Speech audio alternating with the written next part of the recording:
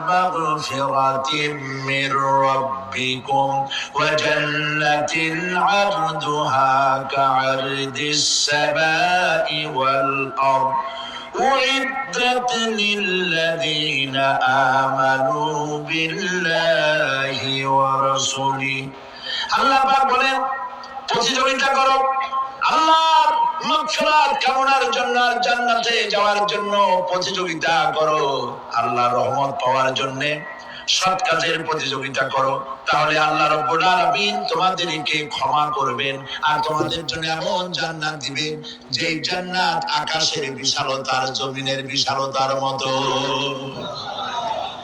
এই বিরাট জান্নাত তোমাদেরকে দিবেন।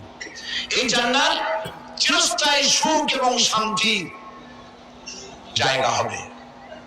মাসালুল জান্নাতিল্লাতী